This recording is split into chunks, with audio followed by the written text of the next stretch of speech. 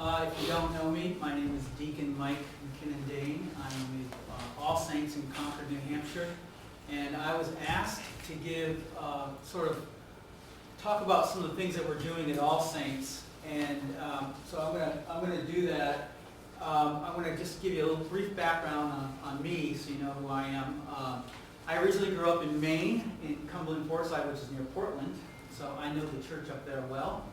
And I'm married, I live in Dover, New Hampshire. I've got 2 children. One just got married and she's pregnant, and they bought a house all at once, and I'm just absolutely pleased with that. And my youngest one is in the Forever College program. Maybe you should talk to her. Maybe I should cut off the stipend. I think that's the thing to do. And so I'm married, and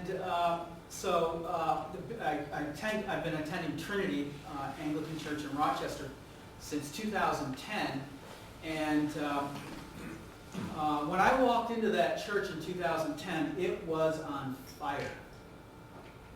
And the congregation originally had been 100 when that building was first built, but and years later, just people just falling into fighting with each other, lack of any kind of leadership whatsoever. And I used to call them silos. Silos, meaning you had this group of people over here, they didn't talk to anybody else. There was this group of people over here, they didn't talk to anybody, and so on. And if it wasn't their idea, then it was a bad idea. Just lack of leadership, that's what that was.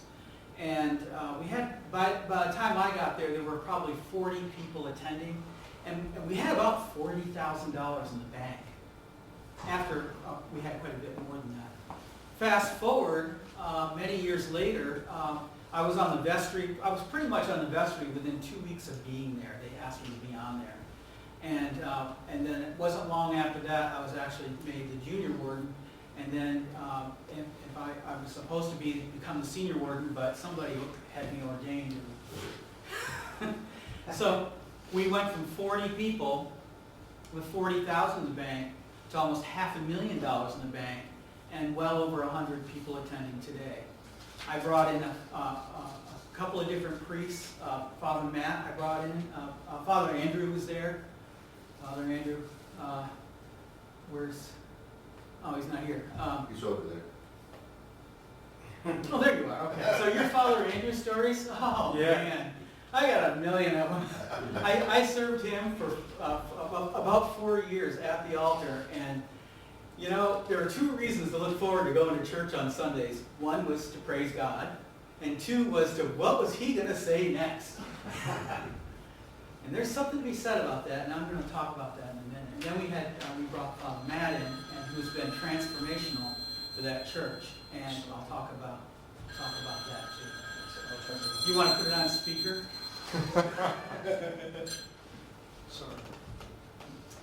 So along the way, well, let me just back out for a second and tell you what I do professionally. I am a senior partner for Numidian 5 LLC. What we do is we are a consulting company for the defense industry. And my job there is organizational management. And I've been doing that since 2000. I also am the CEO of Hygenol Corporation.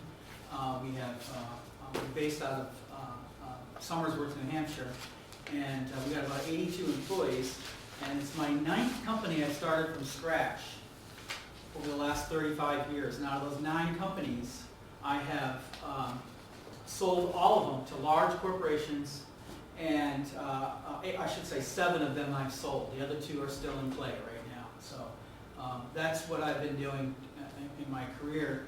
And I also worked for a company called Autodesk in the marketing group, and some of the smartest people in the world there to be exposed to. In fact, I was talking to you earlier, you know, how did I develop my PowerPoint skills? Well, if you don't have good PowerPoint skills, you are red meat in an environment where everybody's Stanford master degree program graduates, Harvard, all that, and I'm from University of Maine. You don't stand a chance. So you make yourself a little bit smarter than them. You learn that stuff fast, otherwise you are dead. So it's the same thing in business. If you don't know what you're doing, you'll be dead. It's black or white. There's no in between, right? So these skills that I learned over my career, I brought into the church, and some things work and some things don't work. Most things don't work. The biggest mistake you can make is lose sight of what God is telling you. That's the biggest thing. It's so easy to make shortcuts and things like that and ignore God or not look for what God's will is. And that's where you're going to go off the rails. And you're going to take everybody with you. The other thing is that's if you have anybody, because once you go off the rails and not pay attention to God, people lose you. And they can sense these things. You don't necessarily have to, it has to be something that's visceral. They can actually sense when you're straying away from God. That's the most important fundamental foundation that you need to take into everything I'm going to show you. I'm going to talk about some concepts and things like that before I get into so you can understand why we're doing the things that we do at All Saints. So back to Trinity. So we grew Trinity, then several years ago, Bishop Webb and Bishop Marsh sent me up to this church in Scarborough, which was a sinking ship, to say it mildly, with some very interesting people there. And 18 months I managed to turn that church around. I grew the church. I brought in a priest. And when I left a healthy bank account. I left a new clergy in place that people liked. And I had everybody basically turned around from hating me to liking me, I think. At least mildly liking me. But we turned the church around. 18 months it took me. And I went back to Trinity and continued my efforts there. And then a year and a half, almost 2 years ago now, I guess, Bishop Webb sent me to Concord because Father Christian suddenly departed. And the scale factor of congregations not getting along, probably not quite as bad as Trinity was when I got there. Pretty bad, though. First thing, they did not trust any clergy. That was number one. And because I look like clergy, they don't trust me. They don't care. Number two is these people, there were basically two groups. There were people that love Father Christian and not anybody else. It was sort of I'm not going to badmouth Father Christian. I'm going to steer away, but my intention is not to think anything badly of it. It's just things are the way they were. Then there was another group that just basically they went to church. They went to church every Sunday, and as soon as church ended, they left. There was very few volunteers in the church.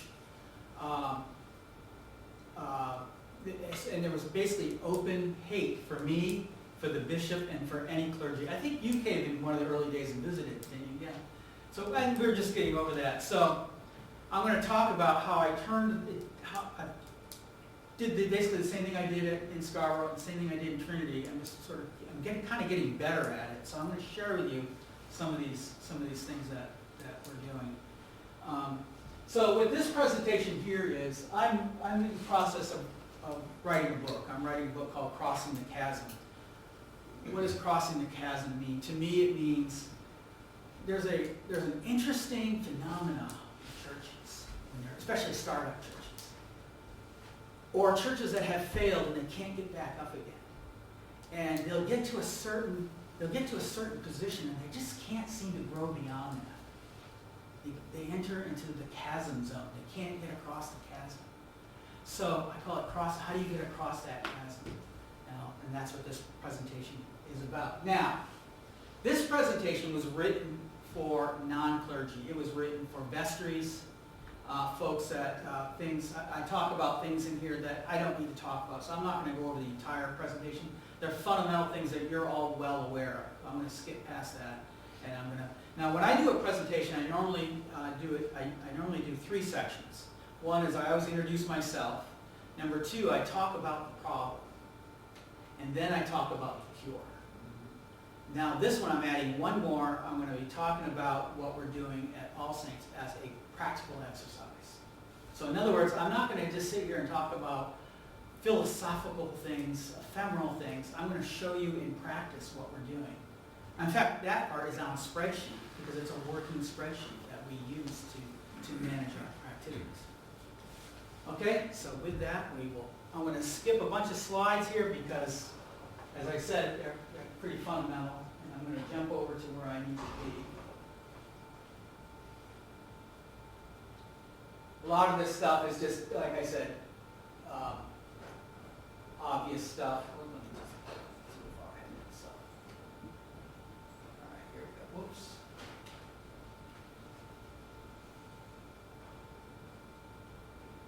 Okay. So, we won't be discussing all of this stuff. We're really going to talk about number 3 and number 4, the cure and practical application of the goalpost. And as I said, some of these things are issues that we're all well aware of. I talk about some statistics. I talk about some historical stuff with the church. I talk about children, which are the future of the church. I talk about how church culture has changed. Again, I talk about some of the demographics. And here we go, the cure. I won't go into all of this either.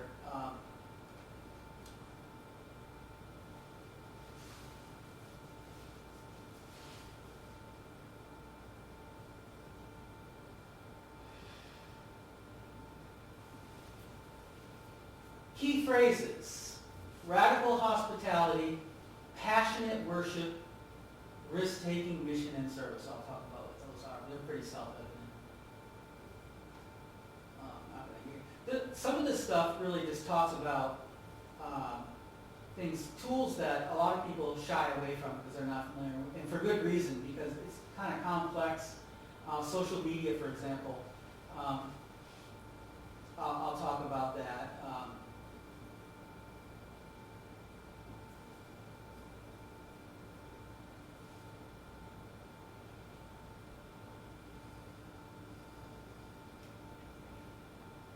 Let's see here. Again, you guys are well aware of most of this stuff. Actually, no. Actually, we don't know any of this. This is your expertise, not ours. Well, hold that. So another day I'll do another presentation Okay. on what this whole presentation is about, but that's not what I was asked to do today, so I'm not really prepared for that. So, It's really nice if we send you the attachment. That would be cool.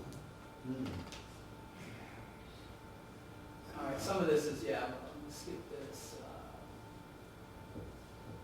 This is, so, what we did was at All Saints is we have a vestry, and most people are elderly in the congregation, and to the point where it's difficult for them to stay after and volunteer and that kind of thing. And so this is where I begin to talk about what kind of people should be on some of these church growth teams, what their background should be. And I love this right here. Jesus didn't have buildings, he didn't have money, he didn't have advertising budgets, he didn't even have the internet. Can you believe it? Yet in a relatively short amount of time, he and 12 apostles disrupted and entrenched the status quo and changed the world forever. What do I mean by that? What I mean is that this is scalable. You can be a small startup church to a large church, and all of this applies. Now, you can't exercise on all of it if you don't have the bandwidth, but the fundamentals of this entire presentation can be done at any size church.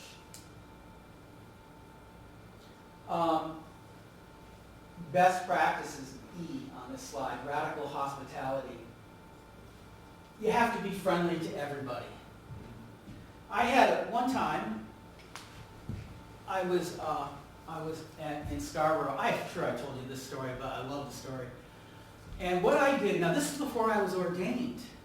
So I was told to go up there and do a long version of morning prayer, which the bishop and I put together. And I would go up and do this on Sunday. So I had to give a sermon, and we took collection and everything. It's a long version of morning prayer. So one day I'm up there, and I'm working away, and this woman comes in with 3 children, 3 small children, and a baby. She's holding, the baby's crying, the children are uncontrolled, running around, making noise and all this stuff, and I'm not paying a lot of attention.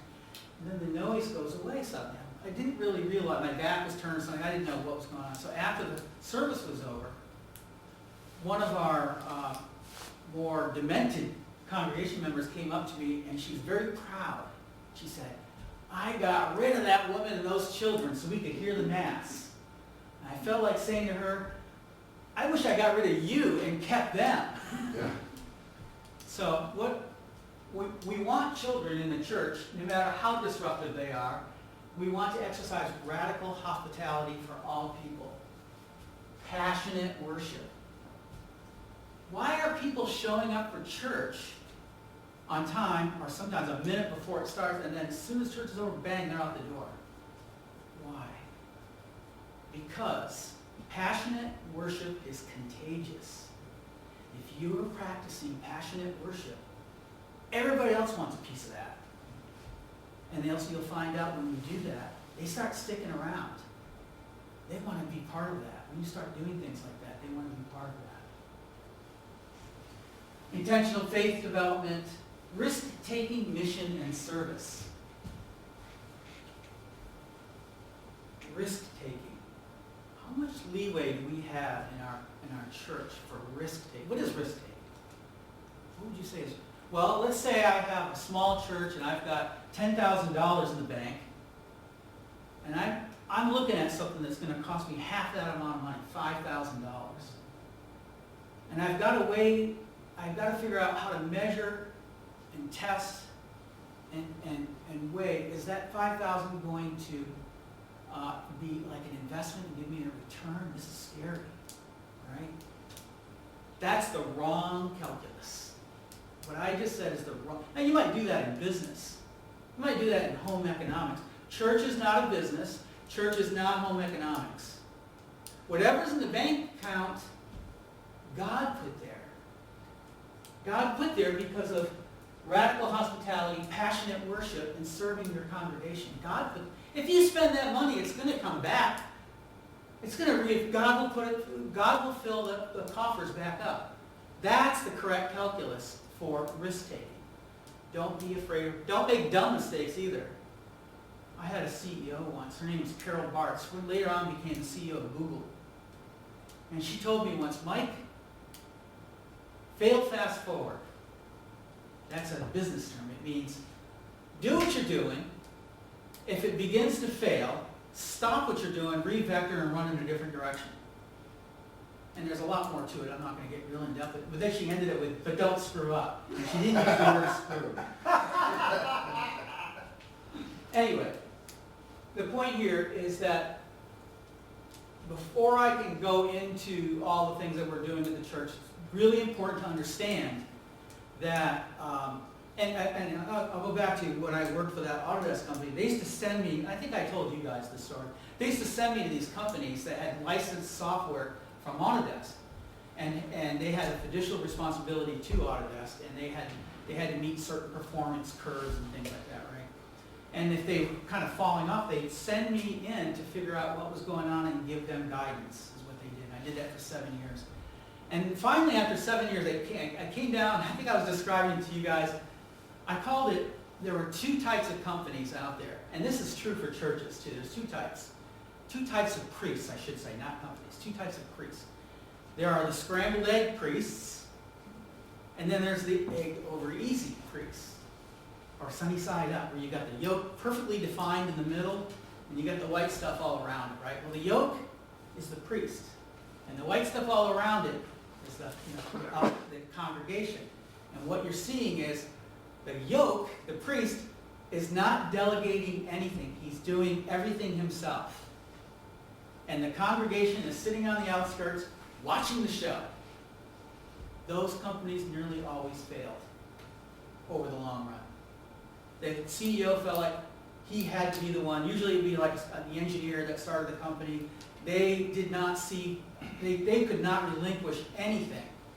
And we actually have churches in our own diocese that are doing that right now. And those churches likely could fail because of that. Then there's the other one, the scrambled egg. Those are the priests that delegate. Now you can delegate too much too, or you get in trouble, but reasonably speaking, you can. Those are the churches and the businesses that actually do well because they get to the point where they've created such a culture of volunteering in the church, and all these people are taking on all these assignments. There's women's group, there's somebody taking care of the grounds, There's all these different people doing all these different functions. Not only that, if you do it right, it's aspirational for them, and for the rest of the time, they want those positions too. If you know how to create a culture like that, they want to do it too. And then the priest's job is to do what a priest is supposed to do.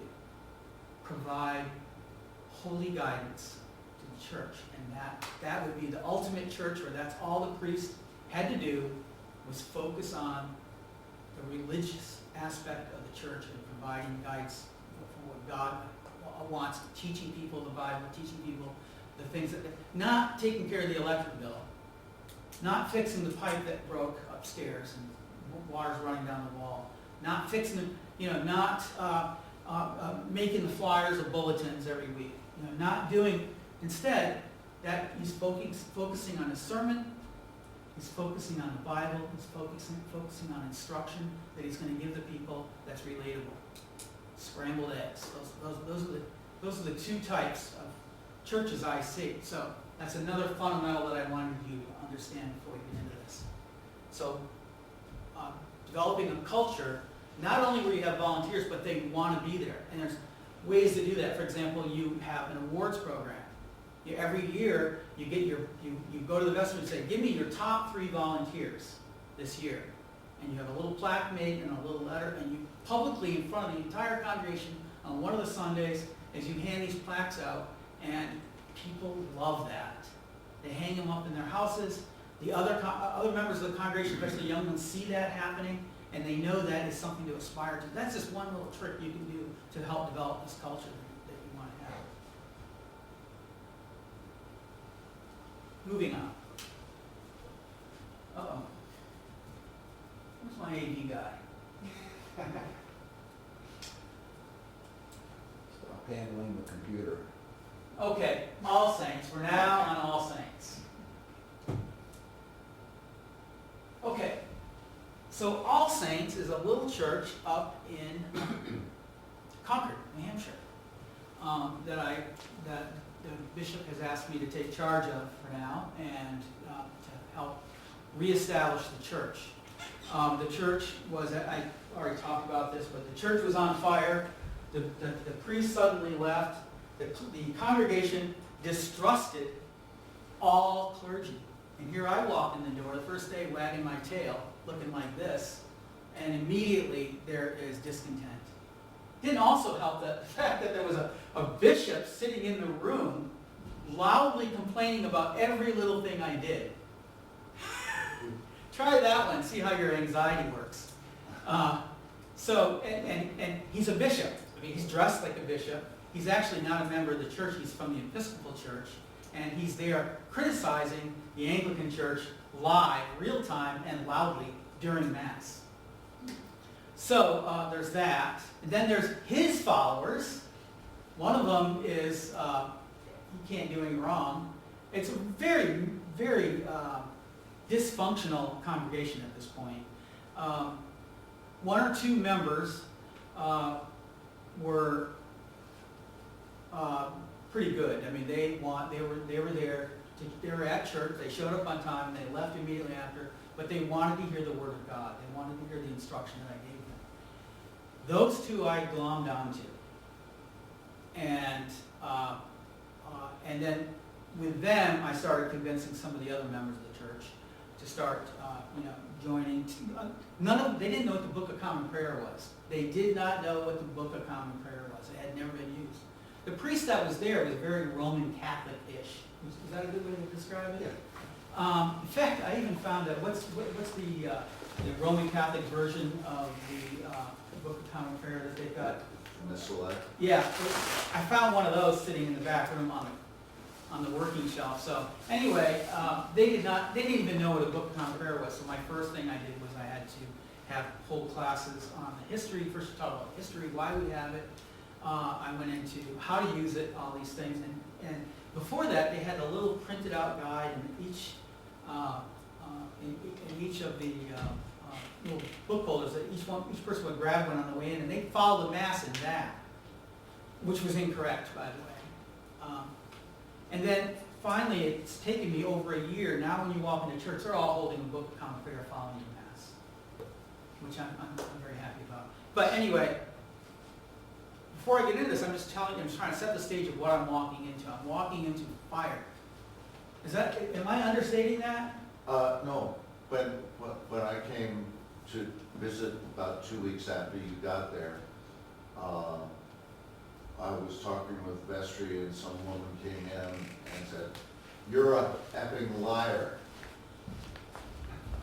To the bishop. To the bishop.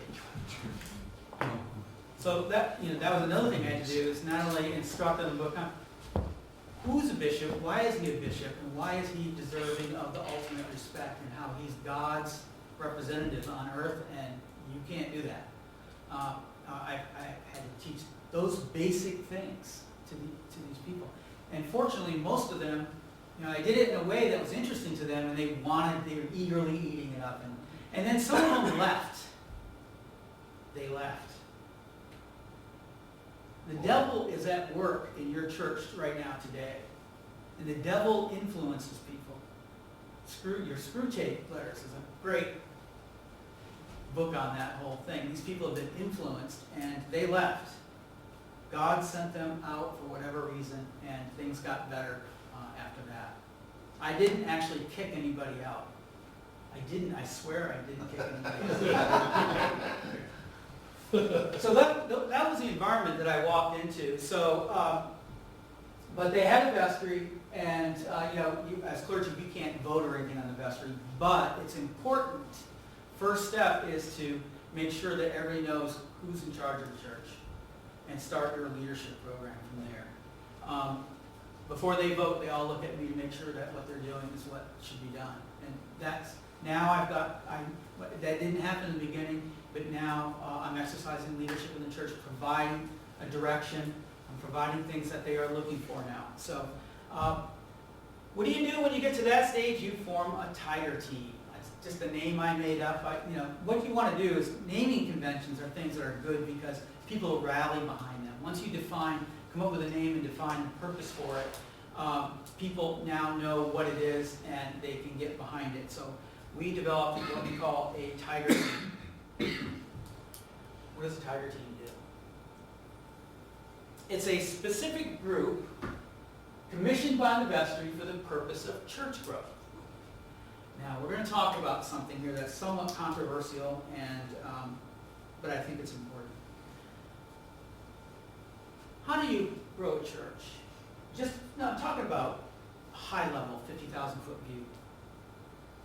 Can I pray to God for church growth? You better. But when I pray to God, what am I asking God to do? Hey God, please grow my church. Amen. Out the door. Is that going to work? Don't know.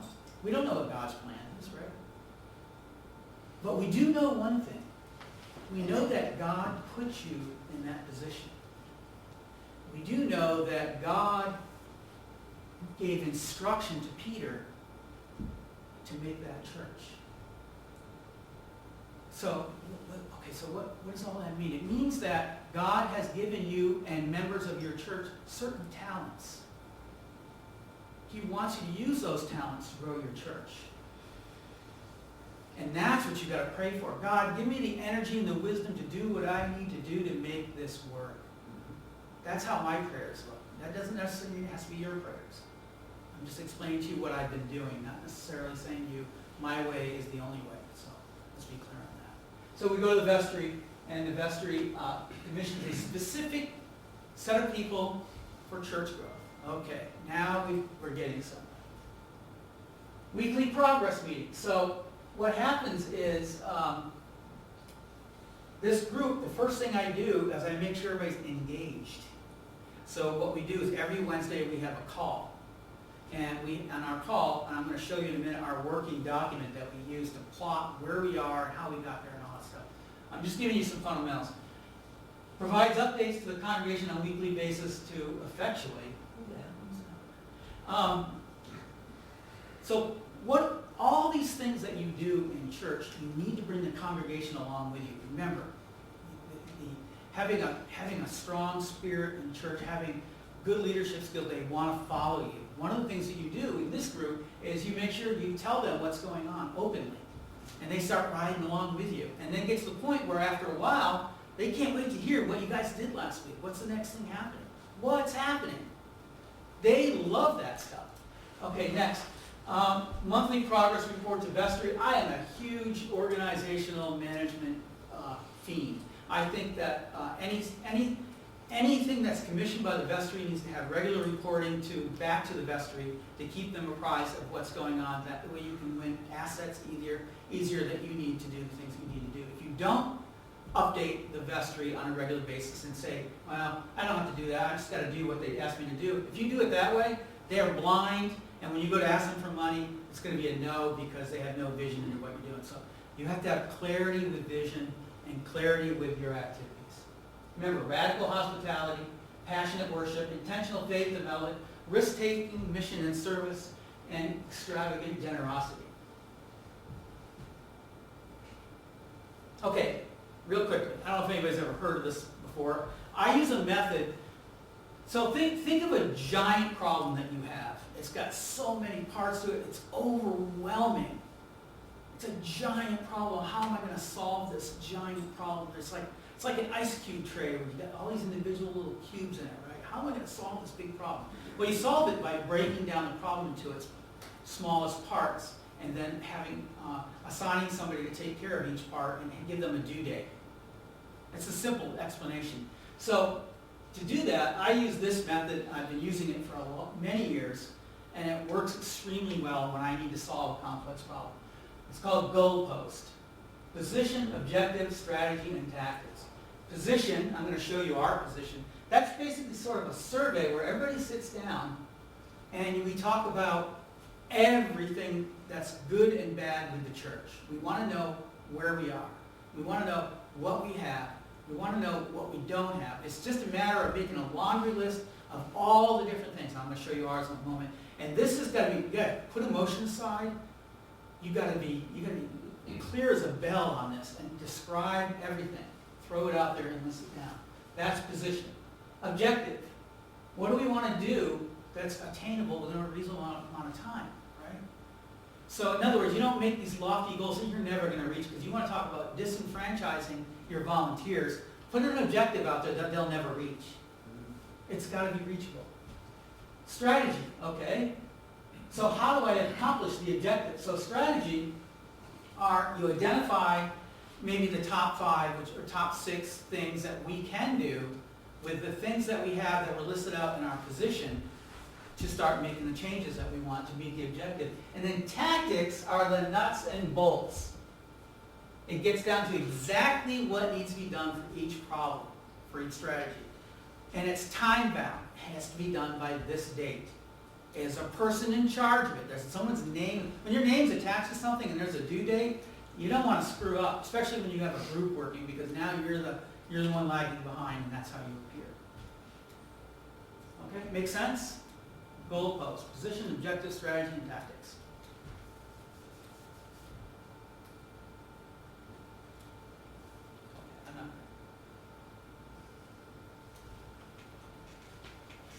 Is it advancing over here? No, it's not advancing. Okay, that's all right. Now we're going to move over to another document here. This is our working sheet that we use every week to work. So, and this isn't presenting. Let's see here. 1 second.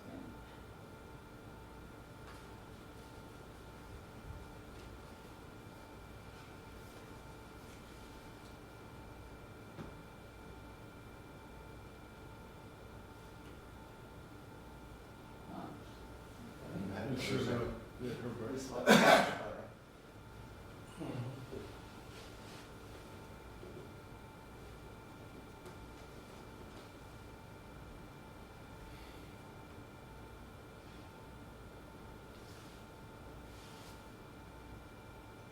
There we go. Okay, so you'll see in the bottom here these tabs. See that? So the first one is our position. This is where we sit down. We have an honest discussion. with the ups and downs, what we have, what we don't have, all this, where our weaknesses are, that sort of thing. If you're familiar with SWOT analysis, that's basically what it is. I just threw this up here for those that might know what a SWOT analysis is, but I'm not going to go into that right now. But basically, that's what this is. So what we did, and I hope you can see this, I'm going to try to zoom in a little bit here.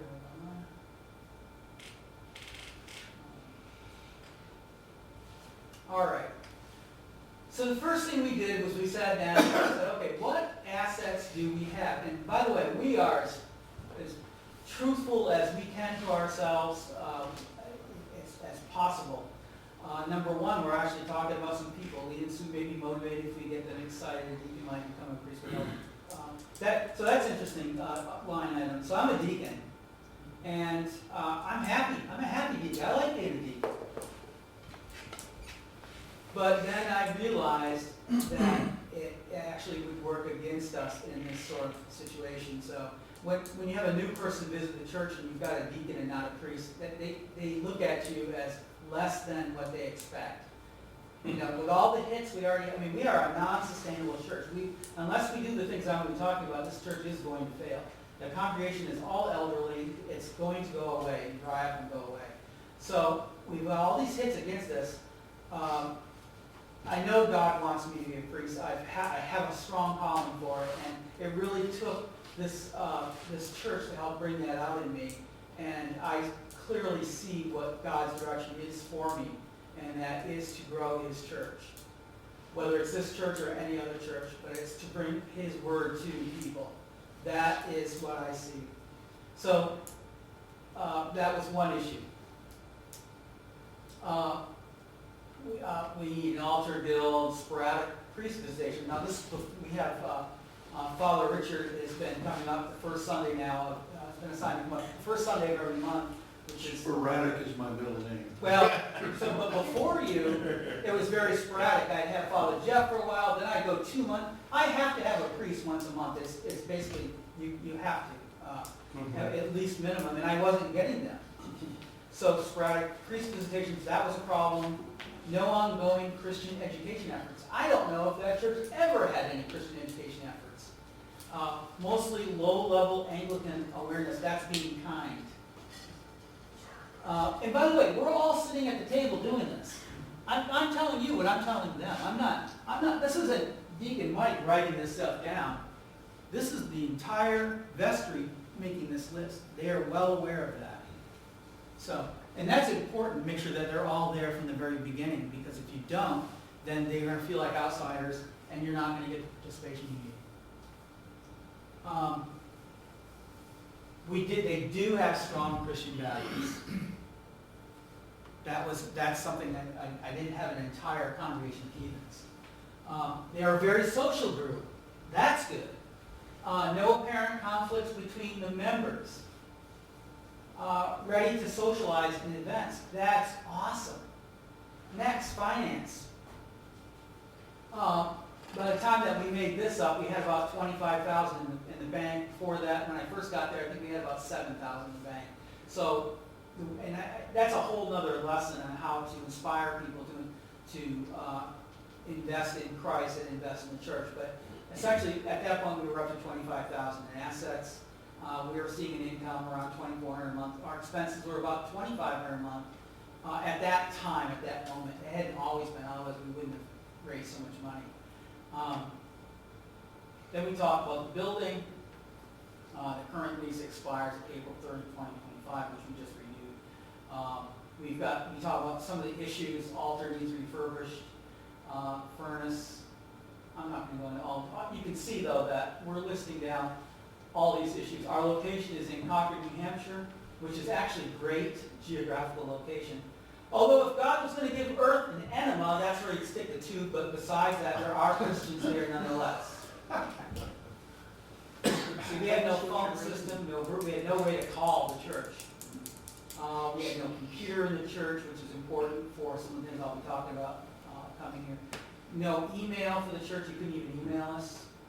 No online donation portals or buttons. I mean, if you have a website, you need to have a way for people to give money, especially if you're using if you're broadcasting your sermons and putting them out there, people are watching those, and if you ask those people to donate, they will. And I'll give you a quick explanation of how I know this. So here we were, everything was going fine. We had a great building congregation at Trinity. We had money, people were donating money, they felt inspired by the church, they were inspired by Father Matt and all the volunteers and workers and everything. People loved being there, it was a great community. Then COVID hit. And the bishop gave instruction, no more giving communion to the people. No more drinking the wine, that's what it was. No more taking the wine, right? Then COVID hit, people stopped coming to church. And it got to the point where it was me and Father Matt and one person in the congregation for months at a time. And we're doing full mass. We're doing it as a, you would need, so we bought a camera system and we set it all up so that people could watch it. And bang, they all came back to church watching us online. Great, right? COVID sort of ends, sort of tails off and ends, right? People start coming back to church, but what was interesting was there's still a dedicated group of people that were never part of the congregation. In fact, they're from all over the United States, and they watch Father Matt's sermon. Or they actually, at that church we recorded the entire Mass, so they would watch the whole Mass. And then what happens is every October, the junior warden is supposed to get up, and this is before I was ordained, which I was the junior warden, and not that you should be doing this too, is that's where you do your appeal for next year's budget. So what we discussed this, we said, well, there's nobody in the church. It's October, what should you? Yeah, we should. So I went, I wrote a letter and basically talked about my appeal. And then I looked right at the camera and I said, if you're watching us from home, for us to keep going and to support Christ and his mission for everybody on the earth, you need, I didn't quite say it that way, I was more eloquent about it. But anyways, I appealed to people to send money, and they did. The checks came flying in. I felt like one of those mega churches. What was the one guy that was him and Tammy Faye and Baker? Jim Baker. When they went to go arrest him, he had stuck his head under the sofa, and they had to pull him off underneath it. So he was trying to climb under the sofa, and the cops came in his side story. Anyway, so if you're broadcasting your sermon or your church, don't be afraid in October to ask people right into the camera to donate. And you should also have a way for them to donate on your website. Go ahead. May I ask a question, please? Run back to assets, if you would. If you can. There you go. Wouldn't numbers 4, 5, and 6 be listed as a liability and not an asset? This isn't a spreadsheet like that. We're not doing assets, liabilities, and all that stuff. We're just listing things down in no particular order. As they come to our forefront of our mind, we write it down. That's what you're seeing. This is not an accounting spreadsheet. But they're not assets. I get it. We probably misnamed. Okay. We're talking about what do we have and what we don't have in terms of. It's an assessment. Yeah, Oh, that's probably how I should. okay. Like I said, this is a working document. This is what we use. It's not meant for public consumption, really. It's meant for us to use as a sort of a way to map our direction and everything. Okay, we'll hold all questions to the end. All questions. Excuse me. Take that. There's no such thing as a dumb question. No question. But if there was. Okay, so back to the building part here, I want to make one comment. So we are a storefront church. Can you have it any worse to bring people to church, a storefront church? That's a problem. We had an issue at the time with air conditioning needed to be fixed. I already talked about that. Let's see. So the other thing, music. Music's a very important part of church. Right now at that point, we were still using an old laptop with an amplifier connected to it, and we had a guy that would put weekly music on it, and that would be music, and then we would sing to it, and it's such a small congregation, and they're elderly, and it was horrible. If you were a new person coming in there, you would not want to come back. up, we have a piano, there's an asset. I'm just sort of running through this here. Music system's archaic, somewhat difficult to manage during Mass, so there's a woman that sits there on the keyboard, and for the next piece, she's got to find it and select it, hit play and all this stuff, so it's distracting. Music should not be distracting, it should be the opposite of distracting, it should be uplifting, right? Congregation's lacking in singing voices, and I'm the worst violator of all of that. Music selection doesn't always match capabilities of the congregation. Yeah, we had some very complex stuff come up, I don't know how that got in there. But we do have areas for a choir where we can make a choir. And currently we have no choir, nor do we have any training or music direction. None of us are music people. Now, at Trinity, one of the big things that we did to grow that church was to develop a music program. And I hired Carlos.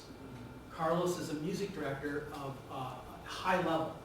Teaches at the university, and that was the first step. And then he started bringing in students. He even had a horn section. Now we paid for this. Carlos receives pay. And so do some of these people that come in. We have actual professional singers in there. The music was astounding. I ran the social media for the church, and I used to write a concert every Sunday. And that's really what it was. People started coming, they started hearing that. What do you mean concert? I'm going.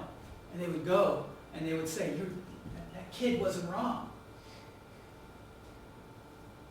So music I identified as an important thing for us, and it should be for you as well. Now, again, remember what I was talking about risk-taking?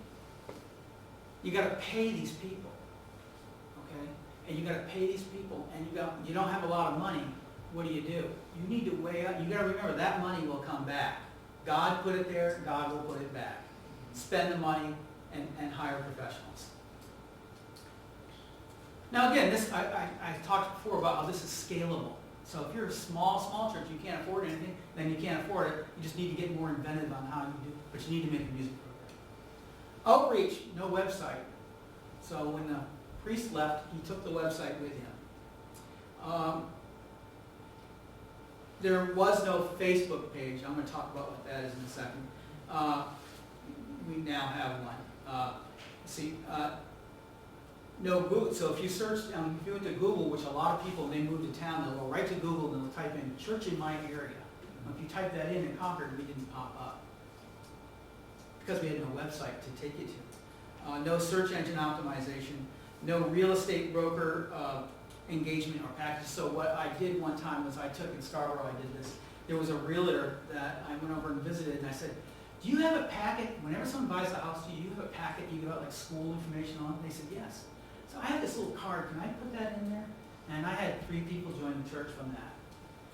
So, so that's an outreach program. Again, we're just listing down things. No media engagements, driving thought leadership. What does that mean? It means that in your town, there's going to be occasions where there's going to be controversial things in the news, in the local news. I'm not talking about Washington or any of that BS. I'm talking about in your own town. You should be part of that news. You should weigh in on that news and give your opinion as the church. I don't see anything wrong with that, as long as it's not the wrong opinion for the church. At the same time, though, and as the bishop instructed, we don't talk politics in church. Everybody's welcome. I don't care what their political alignment is. We're not doing that. And I'm not talking about weighing in on politics per se, but you can weigh in on things like abortion. You know, you can weigh in on things like, should we build a home for children because there's so many kids living in cars? You know, things like that. Weigh in on that stuff. Engage in the community. Become a leader. Become a thought leader. What does thought leadership mean? Does everybody know what thought leadership means? Oh, it's gone again. Does everybody know what thought leadership? Raise your hand if you know what thought leadership. It's an important thing that you know that. I'll tell you a story. What do you mean by thought leadership? Very neutral question. Well played. It's a pretty generic question, so it's hard to get an answer. Being from. one to lead in thought. Yeah. Okay. So, guy goes into the restaurant. He goes, waitress says, what would you like to drink? And the guy goes, I'll take a Pepsi. Oh, no, we don't have Pepsi, we have Coke. Okay, I'll take a Coke. Next guy comes in, I'll take a Pepsi. We don't have Pepsi, we have Coke. Okay, I'll take a Coke. Which company wins? Which brand wins in that whole exercise? Pepsi. Pepsi wins because they have the thought leadership, more of the thought leadership than Coke does. Now that's not reality, I'm just trying to give you an exercise. They have thought leadership. So when someone thinks of a sugary brown liquid, they think Pepsi. That's called thought leadership.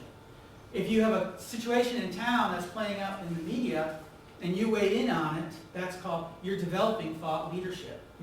People now are start looking to you, as long as you make reasonable, balanced arguments, things like that, people will start looking to you for, what do you have to say about it? And then they see you are attached to this church, and they might start coming to the church, things like that. You're developing thought leadership in the community. Important. Let's see, we didn't have any classes at all. We didn't have no vertical organizational relations or integration with law enforcement. What do I mean by that? Fire departments and so on. So, if I want to sell a toothbrush, I can put a toothbrush up for sale to everybody. Anybody can buy this. Here's a toothbrush. It's got these features to it, right? But if I make a toothbrush and I make it blue and I say, this is the toothbrush for police, what's going to happen? It's called verticalization. I am going after one small segment. I've picked out one segment that I know is a good sized population now that will buy those toothbrushes just simply by saying, this is the police toothbrush. So I can have a church and I can say, Wednesday we have a law enforcement program going on. Come to our church if you're in law enforcement. That's called verticalization. Or in our town we have a hospital. Nurses. I can say Thursday we're having a special mass for nurses. Come on, come one, come all, and you're welcome to sit in on that. That's called verticalization. So there's all these little things you can do to get the. You'll sell more toothbrushes by appealing to just one vertical than try to broadband it to everybody. Your mind wants to say, hey, it's for sale for everybody, but you won't get their attention because there's 90 other toothbrushes on the shelf. But if I say, this is the police toothbrush, this is the firefighter toothbrush, the firefighter's going to line up to get that toothbrush. Okay?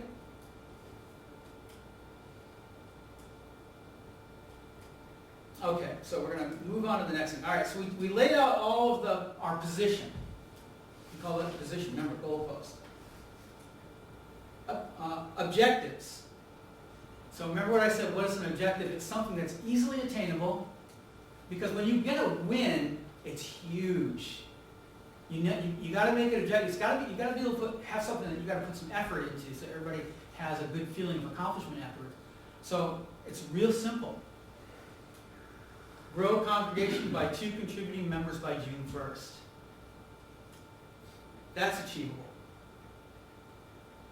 Okay, now, so all right, that sounds great. I've made an objective. How the heck do I do that? Right? So the next step is strategies to support the objective. And we identify, you don't want to have a 20-line list of strategies because you just don't have the bandwidth for it. Even a big church won't have bandwidth for that many strategies. So we've got 5. 2 of them require 90% of the work. The first one, obvious to me, and I convinced everybody that we need to develop a strong music program. Second one is we've got to improve our online visibility. It was 0 when I got there. Nobody knew who we were. There's no way to find us. By the way, people don't drive in their car. Let's go looking for a church. They don't do that.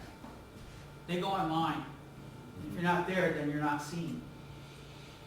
3, improve building visibility and suitable church building in the Concord area. So we're in a storefront. We have a beautiful interior, but we're in a storefront with many other businesses side by side.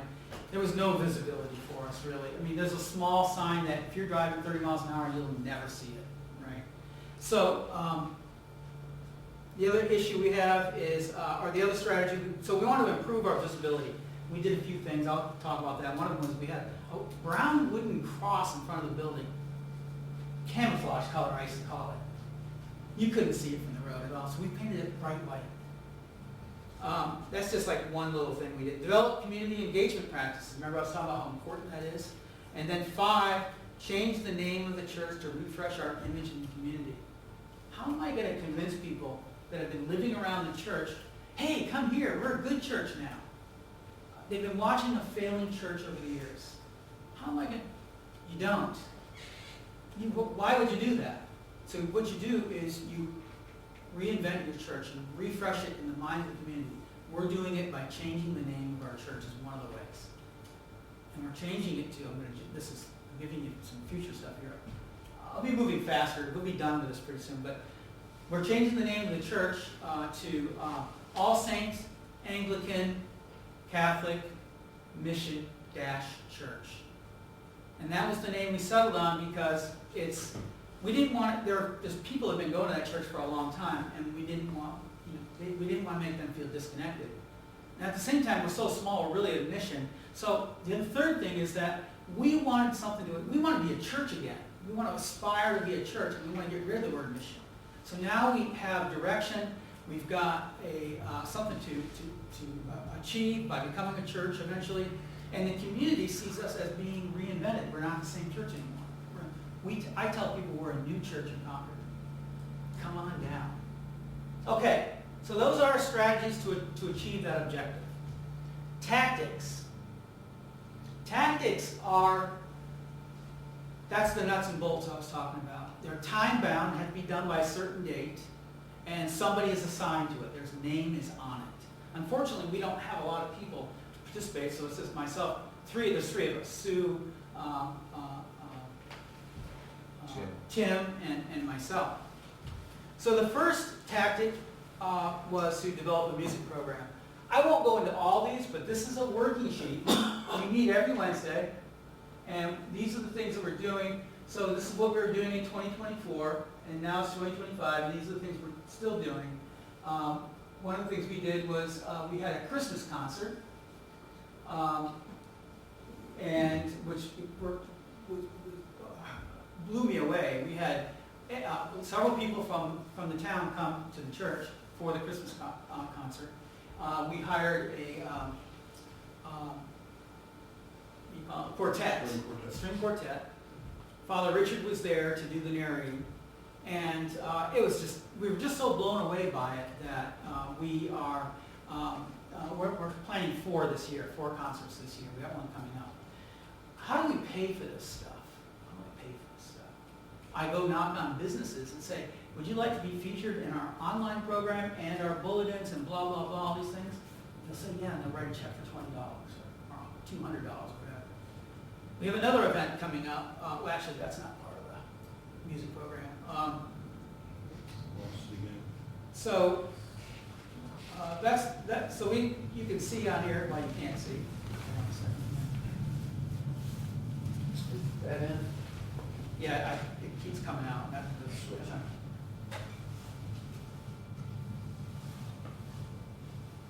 AV guy. Oh yeah, it feels tired. Good.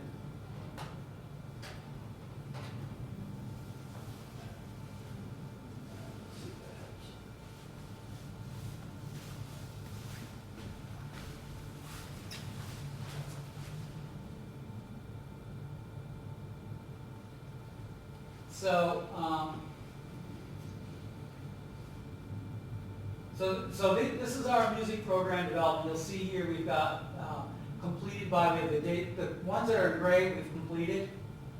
The black ones are still in play. So this is the actual tactic. This is the person that's assigned to it, and this is the date that we want it completed by. So again, we're taking a giant problem, breaking it down to its small parts, and assigning somebody to it and getting it done. Second tactic was to improve online visibility. I want to make a comment about this because, in my mind there's an argument for, do I make a website first or do I make a Facebook page first? You make a Facebook page first. Here's why. A Facebook page is interactive. If I put content on my Facebook page, everybody that has come along and visited my Facebook page and selected like or friend, anytime I post something now, it automatically they get an email saying that I did something. And then I'll show you my Facebook page in just a second. And that's really, a website is a billboard in the woods. Unless you're really famous, you're well known, you can make a fantastic website, but it's like having a billboard in the woods, no one will ever see it. Now it's important to have a website, obviously. That's where you're gonna have your calendar of events. You can do that with Facebook page too, but that's where you talk about what your church does, what kind of religion you are, basic things that people can see. That's really all it's good for. But the Facebook page is much more important because it's an interactive, dynamic, and it's actually a lot easier to make. Anybody can make a Facebook page. I'm going to jump over to my Facebook page real fast and show you some of the things I do on that to get attention. Oh,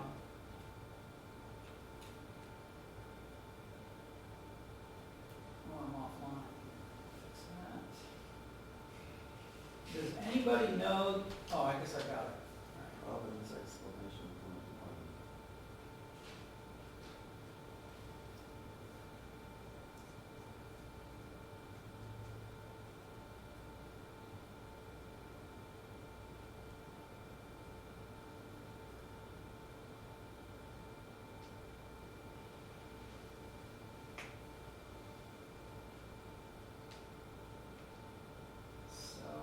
So this is the Facebook page. All Saints, I'm sure we haven't changed the name on here yet. And then what we do is I'll post things from, like Father Matt will post something I think people will be interested to see. I'll post that. Sometimes I'll actually post my sermons if I think people would find value in it. Other times what I do every Sunday is I make a blog or whatever, not a blog. I write about the gospel lesson for the day. It's not necessarily, this isn't my sermon that I give in writing. Instead, what I do is I take a piece of art. This is just what I do. You don't need to do it, but come up with something that people will constantly watch. You can scroll down, who's that? So I'll take like a piece of art and I'll incorporate the art into my writing. This is a good one. So this is a piece of art called Ash Wednesday, and I talk about the gospel lesson of the day, and then I show how the art highlights, plays into the gospel. And so I do this every Sunday, and I actually have a really good following. It's growing and growing. Let's see how many people we got. We have 68 members now. 2 weeks ago it was just 40. So people are paying more and more attention to it in town. We have a new person that started coming to church every once in a while, and she said she came there because of this.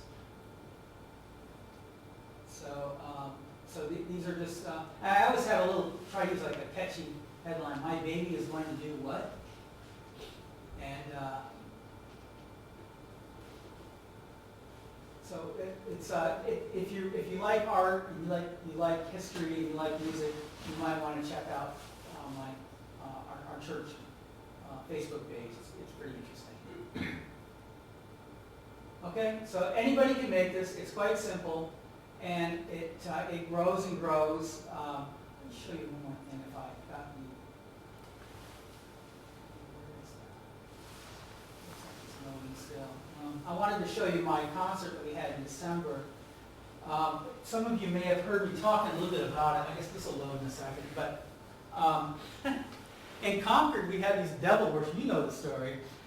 We had these devil worshipers on the Concord community Facebook pages, and they put up this effigy of the devil, and they demanded equal rights because if there can be a biblical scene posted, well, there can also be a devil scene.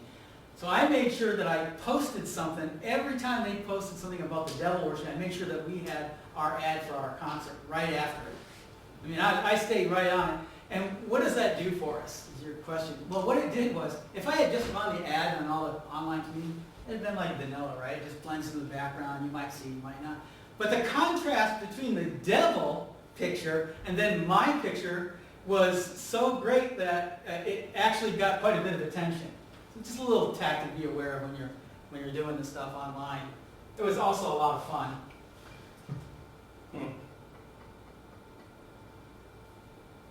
just want to show you. this is the ad right here. So this ad would appear right after the devil worshiping one, so. You know, play with this stuff. It's actually a lot of fun. It's like a big puzzle. And it not only does it, you might find it humorous, but your congregation does too. And then they want to volunteer more.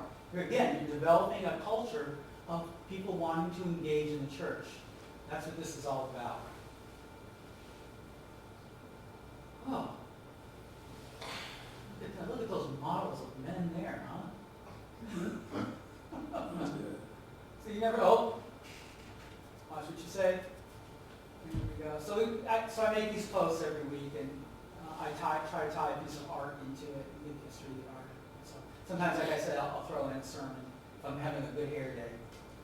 Okay, so that was tactics 2. Again, we're supporting that objective by growing the church by 2 members by June 1st. That's all this is about. Tactics 3, improve building visibility. We painted our cross. We did some window treatments. We're still working this out. We're not paying as much attention to 3, 4, and 5 as we are in 1, the music program. We are really focused on that. We are spending several hours a week on that. So we have an event coming up. Let me see here. Where are we? Search. Oh, so the other thing we're doing is we've got to get out of the storefront. We're raising money. We're increasing our bank account. Eventually we'll be able to afford a mortgage, whether it's new or we buy an existing building. We talked about sharing with another church, which we did in Scarborough. I hated that. I didn't feel like home. Your place has to be a place where people feel like it's a destination to go to. And then I talked about the name change. It says here, discuss the church. I did have a bishop, and we just have to do some official stuff yet. One more thing I want to talk about here that we're doing, and I'm done, is we are hosting a blessing of the bites. Remember when I talked about verticalization? I want to know about this. So they're verticalized. So we did this at Trinity for years. It was a huge turnout. So we advertised blessing of the bites, and all these motorcycle guys come up in their motorcycles, and we walk around with some holy water, and we read some lines, and we bless their bikes and we go along. We also do down the marina in Dover every year with the boats, blessing of the fleet. Verticalization again. Now these motorcyclists feel like it's their church, and they started attending Trinity. So we're getting ready to host our first one. There's an expense to this. How do I pay for it? Well, you go down to your local motorcycle dealer and say, I got a deal for you. You give me $500. I won't hire anybody other motorcycle company to sponsor our event. You can even bring a motorcycle and a sign and a sales guy if you want. And you give us $500, and we'll put you in all our social media. We'll put you in our guidebook, our bulletins, and everything. And right now we're talking to 3 of them, and they're all competing with each other. That's how you pay. Not a penny. I haven't spent a penny out of our bank account on any of this stuff. See how you can do that? I'm done. Are there any questions? There's no such thing as a dumb question. I have a question. Yes. When do you pray? When do I pray? I mean, when do you as a parish pray? Is prayer a part of your strategy, or is this all just... Yes, I didn't really talk about that in here, did I? No. But if I had done the whole presentation, you would have seen where I talk about that a lot. Okay. It's fundamental. It's the glue for everything. Every little line item on here, the glue for it is prayer. And not just prayer for yourself, but praying openly in front of others. Don't go hide away. Yeah. Pray, ask for a prayer, anytime. That's really important. They've got to see you praying. That way they're not afraid of publicly praying. And then so forth. It's like a daisy chain event. You've got to openly pray. And I talk about these things in the main presentation. Again, a lot of that stuff you guys already know. I didn't really get into it. And for the sake of this working document, we don't talk a lot about it in here, but it's happening. If you don't do that, forget it. Do you put those prayer requests, like these goals, in your bulletin or anything? So we do, and we also, part of our announcement period, we talk about our progress on all of these. Great. And they're eager to hear it. They can't wait. They come to church to hear what we got to say. What did we do? Awesome. And they can see us. It makes sense to the congregation. All of this there's nothing real, it's not a giant issue to have a PhD to understand. It's common sense. All of it is. They get it. And they're waiting to find out what's going to happen next. So I'm drawing my congregation in. I'm bringing them to me. I started, they didn't want anything to do with me. They distrusted me. Now they trust me. I'm bringing them in by prayer. Prayer, the glue that holds everything together. Praising God when we have things that work, and when things that don't work, fail fast forward. Thank God that we have the ability to recognize we have a problem, and let's move on. So, does that answer your question? It sure does, thank you. Yes, sir. Father. Yeah, Father. Sir, Father, sir, I'll take another. I was glad to hear that you moved from one church to another. You have big experience leading churches. Not leading churches, more participating. Okay, I'm participating in the churches. okay. My question is, you said, and I realized that I'm learning that people are more attached to the person, the priest, That's an issue. not. We have to be on guard for that issue. Mhm. We're not supposed to be up there entertaining people. Mhm. We're not there to entertain people. We want people to come to us for spiritual direction. We got to be really careful that you don't, it's important that you become an enthusiastic member of your church and be a leader. It's part of leadership. You need to be, but not so much to the point where you're developing a cult as opposed to culture. Mhm. And I've seen that happen too. And guess what happens when that priest leaves? Yeah. The church is done. Yeah. We have, and it's also, it's part of our liturgical training to be aware of that. When Vatican II happened, they turned the priest around. They pushed the table out from the wall and they turned the priest around. He's no longer over here doing mass, right? He's now the personality. We have to be on guard for that. That's a great question. And that's always on my mind. At the same time, though, you use God. God is your spiritual leader. That's your evangelist is God. It's Jesus Christ is your evangelist. You need to leverage that. Jesus is you're only there because of Jesus. Jesus is flowing through you to the people. That's what you have to understand. Beware of that. And often talk about it openly with them. Say, look, it's Jesus that's doing this is at work. The devil's at work too. The devil's not gone. The devil can only be there when there's people there. When there's no people, there's no devil, there's no church, there's nothing. So you need to know that, you need to be aware of that situation. That's a great question. I like that. Anybody else? Just one thing I'd like to point out, that this approach that you took with Concord was unique to your parish and its needs. So the overall Not a- framework is... Not a template to be laid on every situation. Correct. So, in fact, in the body of the entire presentation, I talk a lot about that too. It's a framework for you to use in the absence of nothing else. There are other people that have different things that they use. That's fine, as long as it's something. Something that people recognize as a framework for recognizing when something works and doesn't work and what to do next. What do we do next? We're not sitting around guessing on what to do next. We're tasked, we're time bound, someone's assigned to it. So, and as I said, this is scalable. And you can throw all this out the window, but you can use the framework to build your own sort of strategies and tactics. Make sense? Yes. I think that's important to know too. But this is personal. I don't know, how do you feel you choose to be a deacon, not a priest? No, I was ordered to be a deacon, No. but I want to be a priest now.